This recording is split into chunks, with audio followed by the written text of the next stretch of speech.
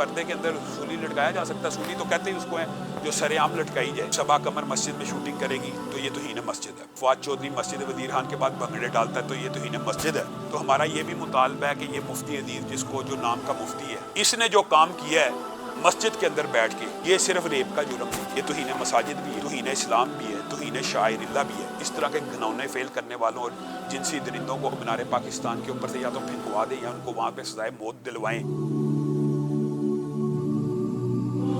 अस्सलाम वालेकुम नाज़रीन, प्रोग्राम मुकालमा के साथ मैं हूँ सादिया अनवर। और जैसा कि आप जानते हैं कि किसी भी मुआशरे की ज़हनी पुख्तगी और वहाँ के मुआशरती हमाहंगी के लिए दीनी मामलात में समझ बूझ रखना बहुत ज़रूरी होता है। किसी भी मुआशरे में वहाँ का दीन वहाँ के मुआशरे को स्ट्रेंथन करने में एक अहम किरदार अदा करता है। तो नाज़रीन, आज इसी सिलसिले में हमने दीनी मामलात पर रहनुमाई हासिल करने के लिए एक ऐसी हमागीर शख्सियत को मदऊ किया है प्रोग्राम मुकालमा में। तो आइए मुलाकात करते हैं और दीनी मामलात पर रहनुमाई हासिल करते हैं अल्लामा हिशाम इलाही ज़हीर साहब से। अस्सलाम वालेकुम। वालेकुम अस्सलाम व रहमतुल्लाहि व बरकातहू। अल्लामा साहब, सबसे पहले तो मैं आपसे ये जानना चाहूँगी कि कहते हैं जो मुआशरा जिद्दत की तरफ चाहता है, हर मुआशरे के बदलते ढंग के साथ आपको उसी तरह अपने दीन को भी पॉलिश करना पड़ता है। मतलब उसमें ऐसी चीज़ें डालनी पड़ती हैं जिससे तमाम लोग उसकी तरफ अट्रैक्ट हों। क्या हम इस मामले में अपनी ज़िम्मेदारी निभा रहे हैं? आप क्या समझते हैं? बिस्मिल्लाहिर्रहमानिर्रहीम। बहन, बात पता क्या है कि जिद्दत के साथ साथ दीन को मॉडिफाई करना ये तो मगरब की सोच हो सकती है। अलबत्ता ये हम ज़रूर कहते हैं कि इज्तिहाद का दरवाज़ा जो है वो तो क़यामत तक के लिए खुला है। जैसे नए मसाइल हैं, टेस्ट ट्यूब बेबी है या इस तरह के मसाइल के ऊपर तो मजहबी रहनुमाओं को, उलमा को इज्तिहाद करना ही पड़ेगा और उनको इस मामले में मॉडिफाई करना पड़ेगा। लेकिन अगर आप ये कह दें कि 5 नमाज़ों को 3 कर दिया जाए, लोगों की आसानी के लिए 30 रोज़ों की बजाय 10 रोज़े कर दिए जाएँ, या ये कह दिया जाए कि रोज़े गर्मियों में आएँ तो रोज़े आप सर्दियों में रख लें, तो ये मॉडिफिकेशन नहीं है, ना इसको हम इज्तिहाद समझते हैं, ये नसूस के खिलाफ है। हाँ, जिस नस के अंदर गुंजाइश मौजूद हो, जैसे मियाँ बीवी का टेस्ट ट्यूब बेबी, हम मुसलमानों ने, आपको पता है उलमा ने फतवा दिया हुआ है कि अगर बाहर भी फर्टिलाइज हो तो ये जायज़ है, क्योंकि मियाँ बीवी है। अगर कोई और डोनर है और अगर कोई और है तो इसके हुर्मत का फतवा अहादीस से ड्राइव किया गया है। तो गोया मॉडिफिकेशन इस हद तक होनी चाहिए कि जदीद जो मसाइल हैं उनके ऊपर उलमा का ओपिनियन और राय ली जा सके, लेकिन इस तरह नहीं होनी चाहिए कि नस के मुखालिफ कोई राय दे दी जाए। अच्छा, उलमाए कराम पर एक इज्तिमाई ज़िम्मेदारी है। इस वक्त हमारा मुआशरा जिस बिगाड़ की तरफ जा रहा है, आप देखते हैं कि दहशतगर्दी के वाक़यात के बाद रेप के केसेस में एक ख़तरनाक हद तक इजाफा है, जिसको ना कानून नाफिज करने वाले इदारे, ना लॉ इन्फोर्समेंट वाले इदारे, कोई भी उस पर काउंटर नहीं कर पा रहा है सही तरीके से। इसको सिर्फ एक तरीके से चेंज किया जा सकता है कि ज़हनी सोच बदली जा सके। तो उस बारे में आप क्या कहते हैं? सादिया बहन, मैं ये समझता हूँ कि ये सिर्फ ज़हनी सोच बदलने की के अलावा एक चीज़ सिर्फ और लागू कर दी जाए। एक बात आपकी है कि ज़हनी तौर पे इनकी इतनी नशोनुमा और तरबियत कर दी जाए कि ज़हनी सोच में ही इनकलाब आ जाए, लेकिन ये प्रोसेस एक लंबा है। एक बड़ा शॉर्ट प्रोसेस है जो इस्लाम ने हमें बताया। मिसाल दे रहा हूँ, एक रेप का मुजरम है, आप रेप के मुजरम को बतौर रेप के मुजरम देखें, ये ना देखेंगे इसका प्रोफेशन क्या है। रेप का मुजरम मौलवी हो, रेप का मुजरम डॉक्टर हो, वकील हो, इंजीनियर हो, किसी भी शोबे से मुंसलिक बंदा है। एक इस्लाम बहरहाल जो इस्लाम है या मज़हब है, मैं कहता हूँ इसके अंदर भी ईसाईयत और यहूदियत जितने भी मज़ाहिब हैं उनका बयानिया रेप के खिलाफ है ना। कम अज़ कम वो रेप को प्रमोट तो नहीं करते। बयान मज़हब का जो इनर बयानिया है वो तो इस बुराई के खिलाफ है ना। अब इस बुराई के खिलाफ तीनों मज़ाहिब का इत्तफाक है। एक मज़हब के अंदर से कुछ तहरीफ़ात हो गई हैं, मैं उसको चलो बात नहीं करता। इस्लाम में तो रेप की जो सज़ाए मौत है। अब मुझे बताएं, आप भी अगर कहेंगे ना कि रेपिस्ट को सज़ाए मौत दे दी जाए, तो आपके सामने भी हमारे ही मुआशरे का एक सेगमेंट खड़ा हो जाएगा कि रेप बहुत बुरा है, रेप बहुत बड़ा जुर्म है, लेकिन कैपिटल पनिशमेंट नहीं होनी चाहिए। हमारा मुतालबा उसके साथ ये भी है कि एक बंदे को आप सज़ाए मौत दे देते हैं कि मुआशरे में चलो कंसेंसस हो गया कि रेपिस्ट को ज़रूर देनी है, तो आप पब्लिकली दे दें, सरेआम दे दें। आपको सरेआम देने में सिर्फ ये चीज़ माने आती है कि इस्लाम का हुक्म है। कुरान पाक के अंदर युकत्तलू युसल्लबू के जो लफ्ज़ हैं, तो अब बताया जाए सूली कभी पर्दे के अंदर सूली लटकाया जा सकता है। सूली तो कहते ही उसको है जो सरेआम लटकाई जाए। और फिर कुरान पाक के अंदर सूरत नूर की आयत है कि जब ये इस तरह की सज़ाएँ दी जा रही हों तो एक गिरोह उन सज़ाओं का मुशाहदा करे। मैं ये समझता हूँ कि रेप की ग्रेविटी तो वो मेरा जिस्म मेरी मर्जी वाली ख़वातीन कहती हैं कि है, लेकिन वो बिर्रज़ा और कंसेंट की ना ग्रेविटी एकदम कम कर देती है। बिर्रज़ा भी बहरहाल हमारे इस्लाम के अंदर, शरीयत के अंदर जायज़ नहीं है, मुमानियत है। तो गोया ہمیں یہ ڈیل اس طرح کرنا چاہیے کہ چلو اگر آپ ریپ کے اوپر ہمارے سے اتفاق کرتے ہیں کہ ہر ریپسٹ کو سزائے موت دینی ہے تو آپ سر عام دے دیں. ایک اور چیز جس پہ میرا ذہن ہمیشہ سوچتا رہتا ہے کہ ہم اسلامی جمہوریہ پاکستان کا دعویٰ کرتے ہیں. ہمارے ہاں ایسی بہت ساری کونسلز بہت ساری تنظیمیں ہیں جو کہ اس وقت کام کر رہی ہیں اسلام کو اسٹرانگ کرنے کے لیے, اسٹرینتھن کرنے کے لیے. آپ دیکھتے ہیں کہ ابھی تک ہم اسلامی قوانین ہی نافذ نہیں کرا پائے, تو ہم دعویٰ کس چیز کا کرتے ہیں؟ یہ بہت بڑا المیہ. میں یہ سمجھتا ہوں کہ یہ اسلامی جمہوریہ پاکستان ہم نے نام تو رکھ لی ہے, لیکن اسلام کی جو بنیادی سزائیں ہیں وہ بھی ہم سمجھتے ہیں. دیکھیں, آنکھ کا بدلہ آنکھ, کان کا بدلہ کان, یہ ان لوگوں کو بری سزائیں لگتی ہیں. حالانکہ یہ ایک لاجک کے اوپر ہے. ایک بندے کی آنکھ ضائع ہوئی ہے تو جس کی ضائع ہوئی ہے اس کی تو ہو گئی, اور ایگزیکٹلی اس کو اگر دوسرے کو وہی پنشمنٹ دے دی جائے گی تو معاشرے سے ہی برائیاں کم ہوں گی کہ زیادہ ہوں گی. آج ہم جتنے مرضی پسماندہ معاشرے کا شکار ہیں, لیکن آپ نے یہ دیکھا ہوگا کہ جرائم کی شرح پھر بھی اسلامی ممالک میں مغربی ممالک سے بہت کم ہے.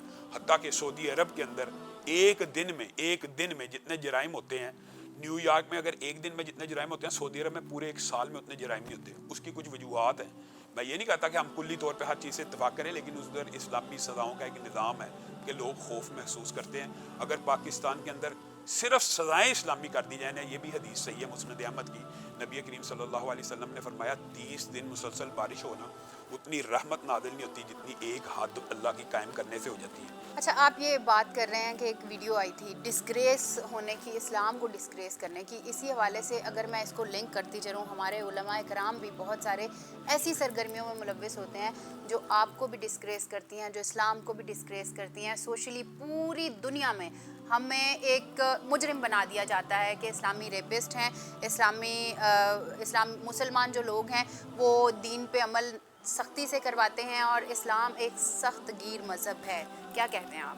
سعدیہ بہن, سب سے پہلی بات تو میں یہ کہوں گا, اگر ہمارا مطالبہ یا موقف یہ تھا کہ صبا قمر مسجد میں شوٹنگ کرے گی تو یہ توہین مسجد ہے.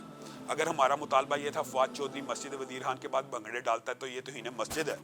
تو ہمارا یہ بھی مطالبہ ہے کہ یہ مفتی عزیز, جس کو جو نام کا مفتی ہے, اس نے جو کام کیا ہے مسجد کے اندر بیٹھ کے قرآن اور بعض ویڈیوز ایسی آئی ہیں کہ ہاتھ میں قرآن پاک ہے اور حدیث کی کتاب ہے, اور جس طرح کی وہ عمل کر رہا ہے, تو یہ صرف ریپ کا جرم نہیں ہے, یہ توہین مساجد بھی ہے, توہین اسلام بھی ہے, توہین شاعر اللہ بھی ہے. اس طرح کے مجرموں کو, اس طرح کے گھنونے فعل کرنے والوں اور جنسی درندوں کو آپ کو اور مجھے چاہیے کہ آج ہم ایک ہو کر اس طرح کے مجرموں کو مینار پاکستان کے اوپر سے یا تو پھینکوا دیں یا ان کو وہاں پہ سزائے موت دلوائیں, تاکہ اسلام کا جو خوبصورت چہرہ ہے وہ بھی واضح ہو. یہ میں آپ کی بات سے اتفاق کرتا ہوں کہ ہوتا یہ ہے کہ کسی مکتبہ فکر, مثال دے رہا ہوں, یہ آپ سمجھ لیں کہ یہ مولوی تھا, چونکہ وہ مولویوں سے تعلق رکھتا تھا اس لیے باقی مولویوں کی بھی بدنامی, یہ ایک لامحالہ بات ہے. لیکن ہم نے اس جرم کو بغیر پروفیشن کے دیکھنا ہے.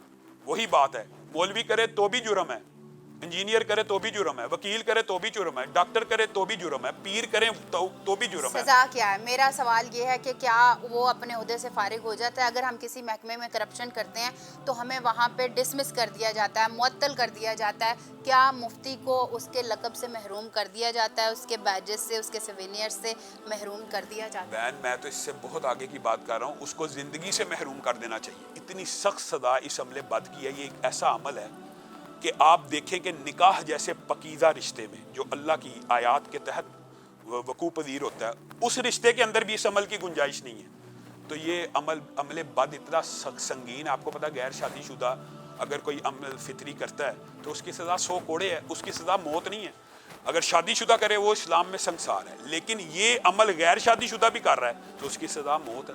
تو اس طرح کے مفتی کو مفتی کیا آپ کہتے ہیں ڈگری سے محروم کیا جائے؟ ہمارا مطالبہ پاکستانی اداروں اور حکومت سے ہے کہ ان کو سزائے موت دی جائے, ہاں, لیکن ڈسکریمنیشن نہیں ہونی چاہیے. اور ریپ کے اوپر تو کیپٹل پنشمنٹ کے اوپر اتفاق کر لو, پھر رضا بالرضا اور کنسنٹ کے ساتھ جو بات ہوتی ہے اس کے اوپر بھی ہم کوئی اتفاق رائے کر لیں گے. اچھا, ایک اور چیز, ہمارا ایک قانون ہے اسلامی جمہوریہ پاکستان میں, ناموس رسالت کے حوالے سے ہمارا ایک پیٹنٹ قانون موجود ہے. اس کے باوجود پاکستان کی ہسٹری میں کبھی بھی توہین رسالت کے مرتکب ہونے والے کو سزائے موت نہیں ہوئی ہے, بلکہ اسے پاکستان سے باہر بھیج دیا گیا, اور اس کے بعد یہاں پہ اس کے خلاف کارروائی کرنے والے کو ہمیشہ پھانسی ہوئی ہے. یہ ریت کب ٹوٹے گی؟ میں سمجھتا ہوں کہ آپ نے یہ جو پاکستان کے اندر بہت بڑا المیہ اس کی طرف نشاندہی کی ہے, اور آپ نے مذہب پسندوں کی ایک نمائندہ بات کی ہے. آپ مجھے بتائیں کہ 70 برس گزر گئے ہیں, ہم یہ مانتے ہیں کہ اس قانون کا استعمال غلط ہوتا ہے, ہم یہ بات مانتے ہیں, اور ہمارا یہ بھی مطالبہ ہے کوئی بندہ اگر کسی کے اوپر جھوٹا توہین رسالت کا الزام لگائے اس کو توہین رسالت ہی کے جرم میں گرفتار کرنا چاہیے. پہلی بات میں یہ کہنا چاہتا ہوں. دوسری بات میں یہ کہنا چاہتا ہوں, لیکن کیا 70 سالوں میں ایک بھی ایسا نہیں تھا کہ جس نے اصل توہین رسالت کی؟ یقینی بات ہے کہ ان میں سے بعض مجرم ایسے تھے کہ جنہوں نے کی تھی, لیکن ان کو بھی شیلٹر فراہم کیا گیا, ان کو بھی پاکستان سے بھگا دیا گیا. تو اگر ہم توہین رسالت کے قانون کے غلط استعمال کے بھی خلاف ہیں کہ غلط استعمال نہیں ہونا چاہیے, جعلی مقدمہ نہیں ہونا چاہیے, جو جعلی کرے اس کے خلاف بھی یہی کارروائی ہونی چاہیے, لیکن جنہوں نے کیا ان کو تو نشان عبرت بنایا جائے, ان کو تو سزا دی جائے. اور جیسے آپ نے نشاندہی کی ہے کہ الٹا جو مشتعل ہو کے یہ کام کرتا ہے ان کو نشان عبرت بنا دیا جاتا ہے, ان کو سزائے موت دے دی جاتی ہے.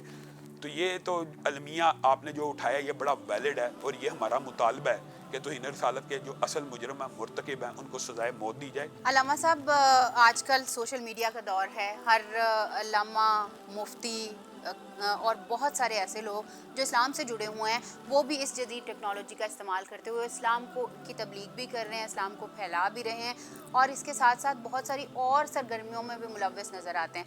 کس کو الزام دینا چاہیں گے, ٹیکنالوجی خراب ہے یا ہم خراب ہیں؟ میں یہ سمجھتا ہوں کہ جو بندہ دین کا طالب علم ہے یا جو بندہ عالم دین ہے یا معاشرہ ہی اس کو عالم دین سمجھ رہا ہے تو اس کو بڑا سینسٹیو ہونا چاہیے اپنی اس قسم کی غیر اخلاقی سرگرمیوں کے حوالے سے. ہمارے ہاں دکھ اور المیہ یہ بھی ہے کہ بعض ذہنی مریض لوگوں کو مفتی کہہ دیا جاتا ہے. ابھی ریسنٹلی آپ کے سامنے مفتی عبدالقوی کی بھی ایک ویڈیو آئی. کیا وہ دین پسند بندہ ہے؟ کیا وہ دین کا نمائندہ ہے؟ کیا دین کا طالب علم اس طرح کی غیر اخلاقی گری ہوئی حرکتیں کر سکتا ہے؟ تو یہ تو ہر بندے کے اندر ذاتی خود احتسابی کا ایک نظام ہونا چاہیے کہ میں اگر دین کا چہرہ ہوں تو میرا چہرہ بدنما نہیں ہونا چاہیے, میرا چہرہ برا لوگوں کے سامنے پورٹرے نہیں ہونا چاہیے. اور اگر تو کر رہا ہے, برا کر رہا ہے, تو تو دوہرا مجرم ہے. حضرت عمر نے اپنے بیٹے کے بارے میں, اور حضرت عمر نے کہہ دیا تھا اپنے بیٹے کو, اگر مجھے تیری شکایت مل گئی تو میں تجھے ایک نہیں دگنی سزا دوں گا, کیونکہ تیرے پہ زیادہ بڑی ذمہ داری ہے. تو ہم تو یہ سمجھتے ہیں کہ علماء کے اوپر اور دین کے طلباء کے اوپر دوہری ذمہ داری ہوتی ہے. ایک وہ خود دین کے اوپر تو عمل کرنا, ہر بندے نے اپنی قبر میں جانا, لیکن وہ عوام کے سامنے دین کا ایک چہرہ ہے. اگر وہ غلطی کریں, ہمارا یہ مطالبہ ہے کہ ان کو چاہے دگنی سزا دی جائے. اور جو بات آج کل معاشرے میں چل رہی ہے اس حوالے سے میں ایک بات ضرور کہنا چاہوں گا, آئیں اس اندر بھی جو جتنے بورڈنگ سکول ہیں, جہاں پہ ہاسٹل ہیں, آئیں ہم مل کے ایک ضابطہ اخلاق تشکیل کریں کہ وہاں پہ کیمرے نصب ہوں, ان کا بھی کوئی ضابطہ اخلاق ہو, تاکہ اس قسم کے ہر قسم کے جرائم کو ہم اس کی بےخونی کر دیں. کیمرے کی آپ نے بہت خوبصورت بات کہی. کہتے ہیں ہر چیز کا پازیٹیو اور نیگیٹیو امپیکٹ ہوتا ہے, تو کیمرے کا ایک پازیٹیو امپیکٹ تو یہ ہے کہ وی آر کیمرہ, ہم میڈیا کے سامنے چیزیں لے کر آتے ہیں, سچائی لے کر آتے ہیں. لیکن ایک اور رخ ہمارے معاشرے میں سر اٹھا رہا ہے, وہ یہ ہے کہ آئے دن لوگوں کی ویڈیوز لیک ہو جاتی ہیں, وہ بھی اسی کیمرے کو کریڈٹ جاتا ہے. تو آپ کیا کہتے ہیں, کیمرے پہ پابندی عائد کر دی جائے یا ان لوگوں کو نشان عبرت بنا دیا؟ میں تو یہ کہتا ہوں کہ کیمرہ ہونا چاہیے. یہ تو ویسے تو اللہ تعالیٰ کے پاس تو ہماری ریکارڈنگ ہر لمحے کی موجود ہے, بلکہ اللہ تعالیٰ نے تو قرآن پاک میں یہ تک کہہ دیا, ما یلفظ من قول الا لدیہ رقیب عتید, زبان سے کوئی لفظ نہیں نکلتا جس کو فرشتے ریکارڈ نہیں کر لیتے. اور کل یہ ساری ریکارڈنگ انسان کے سامنے ہونی ہے. آج بھی اگر کیمرے نہ بھی موجود ہوں, ہماری ریکارڈنگ موجود ہے اللہ کے پاس. یوم تبلی السرائر, اس دن سارے رازوں کو اللہ تعالیٰ ظاہر کر دے گا. حتیٰ کہ قرآن پاک کی ایک آیت عجیب ہے, اقرا کتابک کفی بنفسک اليوم علیک حسیبا. اللہ تعالیٰ جب ریکارڈنگ چلائے گا تو اللہ تعالیٰ کہے گا خود پڑھ لے اپنی ریکارڈنگ کو, اور تو خود اپنا حساب لے لے. میرے پر تو نے ظلم کا اگر الزام لگانا ہے تو یہ تیری ریکارڈنگ ہے پوری لائف کی. میں یہ سمجھتا ہوں کہ کیمرہ سسٹم جو ہے نا ہر ہاسٹل میں ہونا چاہیے, اسکولوں کے اندر بھی, یونیورسٹیز کے اندر بھی. آپ دیکھیں اگر یہ کیمرے نہ ہوتے تو بہت سے جرائم کے اوپر پردہ ڈل جاتا. ان کیمروں کی وجہ سے مجرموں کو پروب کرنے میں مدد ملتی ہے. سیف سٹی کے آپ کیمرے دیکھ لیں, سیف سٹی کے کیمرے نے بہت سے مجرموں کو بے نقاب کیا ہے. تو ایسے جتنے بھی ادارے ہیں وہاں پہ کیمرے لازمی ہونے چاہیے. اور ضابطہ اخلاق اگر حکومت بھی تشکیل دے دے ہمیں اعتراض نہیں ہے. ویسے ہم نے از خود مدارس کے اندر اب یہ ضابطہ اخلاق پیش کیا ہے کہ ہر مدرسے میں جہاں پہ ہاسٹل ہے وہاں پہ کیمرے نصب ہونے چاہیے. آپ نے کوئی اس حوالے سے مندرجات بنائے ہیں اس ضابطہ اخلاق کے؟ بالکل, ہمارا ایک پلیٹ فارم ہے العلماء, وہاں پہ ہم نے یہ ضابطہ اخلاق جاری کیا ہے. ہمارے مکتبہ فکر کی طرف سے کم از کم سب سے پہلے اس حوالے سے ایک ضابطہ اخلاق آیا ہے, جس کا پہلا نقطہ, اور بھی نکات ہیں کہ طالب علموں کو مار کے لیے ایک بات یہ ہے کہ ایک تو یہ برائی بھی ہے, لیکن دوسری بات یہ کیمرہ سسٹم کا ہونا اس لیے بھی ضروری ہے کہ طلبہ کو کئی مرتبہ استاد بڑا ان کے اوپر تشدد کر رہے ہوتے ہیں, ان کو مار رہے ہوتے ہیں. تو یہ لیکن صرف مدارس میں موجود نہیں ہے, یہ اسکولوں اور یونیورسٹیز کے اندر بھی موجود ہے. تو cross the board camera system اگر ضابطہ اخلاق کا حصہ بن جائے تو میں سمجھتا ہوں کہ ایک بہت بڑی تبدیلی آ جائے گی. تھینک یو ویری مچ علامہ صاحب, بہت شکریہ آپ کا. جی تو ناظرین, امید ہے آپ کے بہت سارے ابہام جو ہیں وہ دور ہو گئے ہوں گے ریگارڈنگ اسلامی آئیڈیالوجی. انشاءاللہ ہم کوشش کریں گے کہ نیکسٹ بھی ہم علامہ صاحب سے رہنمائی حاصل کرتے رہیں. تب تک کے لیے سعدیہ انور کو پروگرام مکالمہ سے دیجیے اجازت. اللہ نگہبان.